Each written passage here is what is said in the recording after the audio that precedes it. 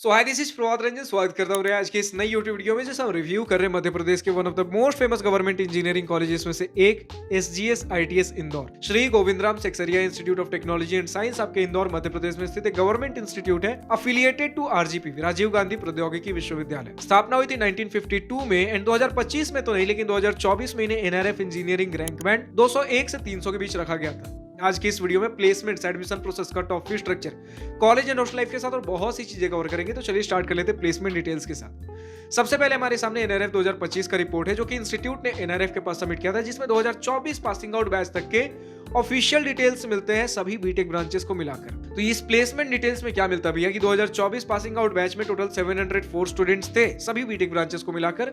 420 को प्लेसमेंट मिला, जो कि रफली 60% बनता है प्लेसमेंट परसेंटेज। एंड 98 स्टूडेंट ने हाई स्टडीज के लिए परस्यू किया 7 LPA का मीडियन पैकेज। अब ये तो सभी बीटेक ब्रांचेस को मिलाकर थे। इसके आगे अगर हम बढ़े तो हमें मिलता है भैया कुछ स्टूडेंट्स का डेटा, ब्रांच वाइज किस प्रकार का क्या कुछ डेटा रहा है। बट उससे पहले हम समझते हैं कि ब्रांचेस आज के डेट में किस प्रकार के देखने को मिलते हैं। तो बीटेक के अंदर आपको biomedical engineering, civil engineering, computer science and engineering, electrical engineering, electronics and instrumentation engineering, electronics and telecommunication engineering, industrial and production engineering, information technology और मैकेनिकल इंजीनियरिंग जैसे ब्रांचेस, यानी कि बैलेंस देखने को मिलता है। सिर्फ आपको कंप्यूटर साइंस, इंजीनियरिंग, इलेक्ट्रॉनिक्स और इलेक्ट्रिकल जैसे सर्किटल ब्रांचेस ही नहीं, बल्कि नॉन सर्किटल जैसे बायोमेडिकल, सिविल, आपके मैकेनिकल जैसे ब्रांचेस भी देखने, इंडस्ट्रियल एंड प्रोडक्शन इंजीनियरिंग जैसे ब्रांचेस भी देखने को मिलते हैं। तो बैलेंस्ड है, जितने कोर ब्रांचेस उसी प्रकार के कुछ नॉन कोर ब्रांचेस। अब स्टूडेंट्स का ये कहना भैया कि रफली आपका 60% के आसपास का ही प्लेसमेंट परसेंटेज है। लेकिन अगर आप कंप्यूटर साइंस, इंजीनियरिंग जैसे ब्रांचेस में चले जाओ 70-80% का प्लेसमेंट परसेंटेज, कुछ इलेक्ट्रॉनिक्स जैसे ब्रांचेस देख लो 70% का प्लेसमेंट परसेंटेज। हाँ, जैसे आप कोर ब्रांचेस जो नॉन सर्किटल, मैकेनिकल, सिविल जैसे ब्रांचेस है, देन 50-60% का प्लेसमेंट परसेंटेज इधर देखने को मिलेगा। तो रफली जो हमें ऑफिशियल डेटा में देखने को मिला वही कुछ इधर भी है। ऐसा कुछ नहीं कि कोर में बहुत कम तो आपका कुछ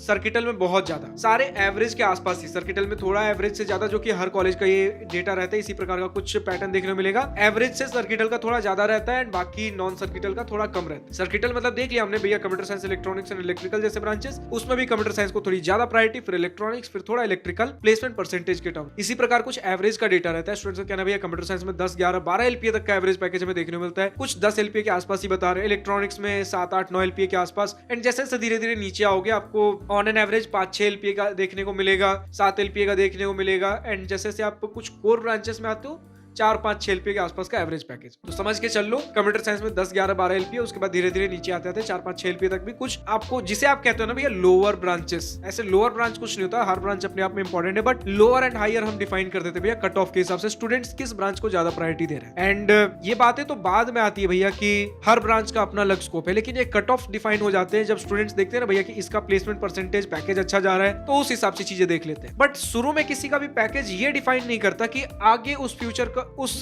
ब्रांच का स्कोप बहुत बढ़िया है। जो आप देखते हो ना कि आज के डेट में भैया कि कंप्यूटर साइंस का बहुत अच्छा हमें एवरेज पैकेज देखने को मिलता है। इसका मतलब कभी भी ये नहीं होता कि आगे चल के फ्यूचर में भी उस ब्रांच का स्कोप वैसा ही रहेगा, क्योंकि फ्यूचर किसी ने नहीं देखा। बट एक बात हम जरूर कह सकते हैं कि किस ब्रांच में ग्रोथ कैसी है, जॉब स्टेबिलिटी किस प्रकार की है, मार्केट में कंपटीशन किस प्रकार का, ये चीजें बहुत मायने रखती है एंड वो कट ऑफ डिफाइन नहीं करते। देखो कॉर्पोरेट जॉब्स कंप्यूटर साइंस के अंदर यूजुअली आपको कॉर्पोरेट जॉब्स देखने को मिलते हैं। तो कॉर्पोरेट जॉब्स का यूजुअल नेचर ये है कि आपको घंटों घंटों चेयर्स पे बैठे रहने हैं, फील्ड जॉब ज्यादा नहीं है, तो फिजिकल हेल्थ को लेकर भी आपको थोड़ा ध्यान देना पड़ता है, ये सारी चीजें। बट इससे भी बड़ी बात यह है भैया कि कंप्यूटर साइंस इंजीनियरिंग के अंदर कंपटीशन बहुत ज्यादा है। आप जो गवर्नमेंट कॉलेजेस में देखते हो कि हर प्रकार के ब्रांचेस है और गवर्नमेंट जो कंप्यूटर साइंस इंजीनियरिंग में थोड़े ज्यादा सीट्स हो गए, लेकिन जब प्राइवेट कॉलेजेस में जाओगे आप देखोगे कंप्यूटर साइंस इंजीनियरिंग के नीचे बाकी सारे ब्रांचेस बस नाम के हैं, जिसका मतलब ये होता है कि बहुत सारे स्टूडेंट्स कंप्यूटर साइंस इंजीनियरिंग कर रहे हैं। कई सारे लोग तो ऐसे हैं कि जो आपका स्कोप है, जिस प्रकार के पैकेजेस हैं, मैकेनिकल, सिविल, इलेक्ट्रिकल वाले स्टूडेंट्स भी कंप्यूटर साइंस, आईटी सेक्टर वाले जॉब रोल्स की तरफ ही जा रहे हैं। कंपटीशन बहुत ज्यादा है, ऑब्वियसली सैलरी बहुत ज्यादा है, तो कंपटीशन बहुत ज्यादा है, हार्डवर्क भी ज्यादा है। वहीं अगर आप आते हो भैया नॉर्मल जॉब्स की तरफ, दूसरे और कोर जॉब्स की तरफ, इसके अंदर भी कुछ क्रीमी लेयर ऑफ जॉब्स है, लेकिन अगर स्टार्टिंग के अंदर भी देखना हो कंपटीशन थोड़ा कम है, क्योंकि जॉब स्कोप्स कम है। तो हर ब्रांच के लिए मैं नहीं कह रहा हूँ, इन जनरल में बात कर रहा हूँ। कंप्यूटर साइंस इंजीनियरिंग से अगर कंपेयर कर लो, थोड़े जॉब्स कम है, तो स्टूडेंट्स एडमिशन लेने वाले भी कम है, जिसके वजह से थोड़ा एक हेल्दी कंपटीशन बनता है कंप्यूटर साइंस इंजीनियरिंग के कंपैरिजन में। थोड़े जॉब पैकेजेस भी कम है, बट वर्क लाइफ कहीं ना कहीं कहोगे कि थोड़ा बैलेंस्ड आपको देखने को मिलता है। अब ये जो मैं कह रहा हूँ 100% हर चीज के लिए सही नहीं होता है, इन जनरल में बता रहा हूँ। अब कुछ एक्सेप्शन लेकर आ जाओगे भैया कि मेरे भैया तो मैकेनिकल के अंदर काम कर रहे हैं, उनका जॉब लाइफ ऐसा है वैसा है। देखो मैं इन जनरल बातें कर रहा हूँ। अब बोलोगे कि हर ब्रांच के ऊपर डेडिकेट डेडिकेटेड इस प्रकार के इस जॉब प्रोफाइल का कुछ चाहिए, वो वीडियोस भी आने वाले समय में मैं लेकर आऊंगा, बट अभी इन जनरल आइडिया दे रहा हूँ। बाकी और ब्रांच के अंदर और ब्रांच के बारे में इन जनरल अगर समझना हो हर ब्रांच के बारे में, उसका वीडियो हमने कवर कर रखा। अब हम बढ़ते हैं थोड़े भैया अपने एडमिशन प्रोसेस की तरफ। एडमिशन प्रोसेस कुछ इस प्रकार का है कि आज से पहले सिर्फ और सिर्फ आपको, मतलब पिछले 1-2 साल पहले अगर आप चले जाओ तो सिर्फ आपको एमपीडीटी काउंसलिंग के थ्रू, जेईई मेन का एग्जाम दोगे एंड एमपीडीटी काउंसलिंग के थ्रू देखने को मिलता था एडमिशन। बट आज के डेट में पिछले 1-2 सालों से आपको देखने को मिलता है भैया जोसा काउंसलिंग के थ्रू। जेईई मेन का एग्जाम दोगे एंड जो होम स्टेट वाले सीट्स है उसके लिए एमपीडीटी काउंसलिंग के थ्रू आप अप्लाई करोगे, एंड जो ऑल इंडिया वाले सीट्स होते हैं उसके लिए आप जोसा काउंसलिंग, जोसा सीसेट काउंसलिंग के थ्रू आपको एडमिशन मिल रहा होगा एज जीएफटीआई। अब जीएफटीआई के अंदर आता है तो जीएफटीआई की लिस्ट में आपको जोसा काउंसलिंग, सीसेट काउंसलिंग के अंदर देखने को मिल जाएगा। तो एग्जाम जेईई मेन है, होम स्टेट वाले सीट्स पे आप MPDT counselling and all India seats वाले पे, जिसपे आपके Madhya Pradesh candidates as well as outside Madhya Pradesh candidates दोनों एलिजिबल हो जाते हैं जोसा वाले सीट्स पे। अब अगर हम बात कर लेते भैया कि कट ऑफ्स क्या कुछ किस प्रकार रहे, तो आपके सामने जोसा 2025 का last round 6 general student general category cut off का स्क्रीनशॉट लगा हुआ है, यानी जिनके पास किसी प्रकार का कोई रिजर्वेशन बेनिफिट नहीं। अब देख सकते हो computer science and engineering close होता 27,947 रैंक पे, इलेक्ट्रिकल इंजीनियरिंग 50,000 रैंक तक गया, बाकी सारे ब्रांचेस के आप देख सकते हो। लेकिन अब अगर आपको हर ईयर हर राउंड हर कैटेगरी कट ऑफ जानना हो, देन आप कॉलेज प्रवेश की वेबसाइट पर विजिट कर सकते हैं। बात कर ले फीस स्ट्रक्चर की, देन स्टूडेंट्स का कहना भैया कि पिछले साल से फीस स्ट्रक्चर में काफी ज्यादा जंप देखने को मिला है, जिसके वजह से कहीं ना कहीं 2.25 लाख रुपए के आसपास, हमें 2.25 लाख 2 से 2.5 लाख रुपए के बीच में एक रफ सम पकड़ के चलो, इतना कुछ हमें फिगर देखने को मिलता है भैया पर ईयर। आपके पढ़ाई लिखाई के खर्चे सिर्फ और सिर्फ, हॉस्टल और मेस तो थोड़ी देर में आएंगे, सिर्फ पढ़ाई लिखाई खर्चे, ट्यूशन एकेडमिक वगैरह मिसलेनियस फी जो आप देखते हो 2 से 2.5 लाख, कहीं ना कहीं करीब 2.25 लाख 2.25 लाख रुपीज के आसपास देखने को मिलता है। एंड 4 साल का स्टूडेंट बताते हैं 9 से 10 लाख रुपए के बीच में देखने को मिल रहा है। वहीं अगर आप बात कर लेते हो भैया कि एंड ये आपके इंफॉर्मेशन टेक्नोलॉजी वाले स्टूडेंट्स थोड़ा ज्यादा कह रहे हैं। देखो एक बेटर पिक्चर देने के लिए मैं ये कहूंगा कि अभी से अगर 1-2 साल पहले जाते देन इंफॉर्मेशन टेक्नोलॉजी और बायोमेडिकल का एक अलग ग्रुप भी बनता था और बाकी सारे ग्रुप ए वाले इंस्टीट्यूट्स, ग्रुप ए वाले ब्रांचेस आते थे। ग्रुप ए का थोड़ा कम होता था, ग्रुप बी जो आपके इंफॉर्मेशन टेक्नोलॉजी और बायोमेडिकल ये सारे जो ब्रांचेस थे इनका थोड़ा हायर एंड पे रहता। बट अभी जो हमें नया डेटा मिला है, ये ऑफिशियल डेटा नहीं लेकिन स्टूडेंट्स का डेटा है कि भैया इंफॉर्मेशन टेक्नोलॉजी वाले स्टूडेंट्स ने कहा है कि फीस स्ट्रक्चर बहुत ज्यादा बढ़ चुके हैं, 2 से 2.5 लाख के आसपास पर ईयर हमें देखने को मिला है। बाकी सारे स्टूडेंट्स का और ऐसा में कुछ डेटा देखने को नहीं मिला है कि कम हुआ है या ज्यादा हुआ है, लेकिन अभी जितना मुझे रफ पता चला है हर ब्रांचेस के फीस स्ट्रक्चर कुछ बढ़े हैं। इसमें अगर कुछ मॉडिफिकेशन करना हो, जो भी स्टूडेंट्स एसजीएस आईटीएस इंदौर से देख रहे हो कमेंट सेक्शन में लिख सकते हो। अभी के लिए मान के चलिए कि 2 से 2.5 लाख रुपए के आसपास पर ईयर है एंड 9 से 10 लाख के आसपास 4 साल का पढ़ाई लिखाई खर्च होगा, और hostel plus mess per year 1 lakh रुपए के आसपास, यानी कि 4 साल का आपका रहने खाने का खर्च 4 लाख रुपए के आसपास देखने को मिल रहा हो। तो 13 से 14 लाख रुपए का सम पकड़ के चल लीजिए अगर आपको एसजीएस आईटीएस इंदौर से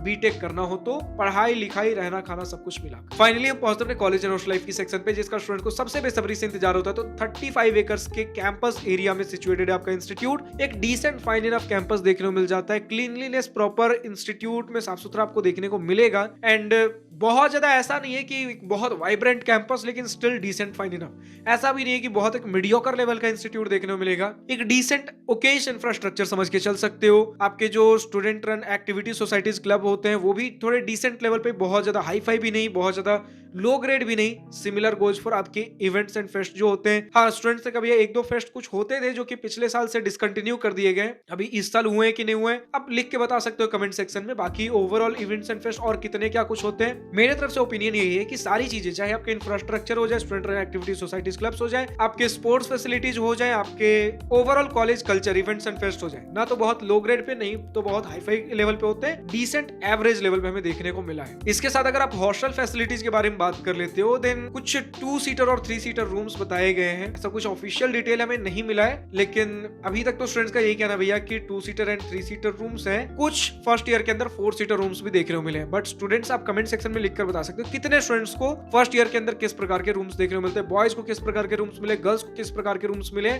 overall facilities decent fine enough ही है। मेस फूड भी एवरेज ही देखने को मिला है। कैंपस के अंदर बहुत ज्यादा चीजें एक्सप्लोर करने के लिए नहीं है, लेकिन कैंपस सिटी से वेल कनेक्टेड है, तो इंदौर सिटी आप प्रॉपर एक्सप्लोर कर सकते हो। एंड कनेक्टिविटी के मामले में कैंपस से नियरेस्ट रेलवे स्टेशन 2.5 किलोमीटर, 1.5 से 2.5 लगभग आप एवरेज 2 किलोमीटर पकड़ के चल लो। इंदौर जंक्शन रेलवे स्टेशन मिलता है 12 किलोमीटर पे। देवी अहिल्याबाई होलकर एयरपोर्ट इंदौर में देखने को मिल जाता है। एंड कुछ कैफे 91 जैसे कुछ प्लेसेस थे जो कि स्टूडेंट्स ने बोला है कि ये प्लेसेस हमारे पास एक्सप्लोर करने के लिए हैं। और बाकी अगर बात कर लो तो कैंपस के अंदर आपको रात के 9 बजे से पहले पहले लौट आना है और हॉस्टल्स के अंदर रात के 10 बजे से पहले पहले। इस प्रकार का कुछ एनवायरमेंट रहता है। And girls to boys ratio जो हर एक इंजीनियरिंग कॉलेज में रफली 1:4 का, कुछ स्टूडेंट्स बता रहे भैया थोड़ा बेटर है, कुछ स्टूडेंट थोड़ा बता रहे भैया कि उतना अच्छा नहीं है, लेकिन रफली 1:4 के आसपास का आपको रेशियो देखने को मिल जाता है। फैकल्टी हेल्पफुल बताए गए बट थोड़े डिसिप्लिन वाले बताए गए हैं, थोड़ा डिसिप्लिन फॉलो करते हैं बट हेल्पफुल है फैकल्टी। इसी प्रकार का आपका इंस्टीट्यूट है। एंड क्योंकि यार 1952 का इंस्टीट्यूट है तो एल्यूमिनाई नेटवर्क आपको प्रॉपर बढ़िया देखने को मिल जाता है।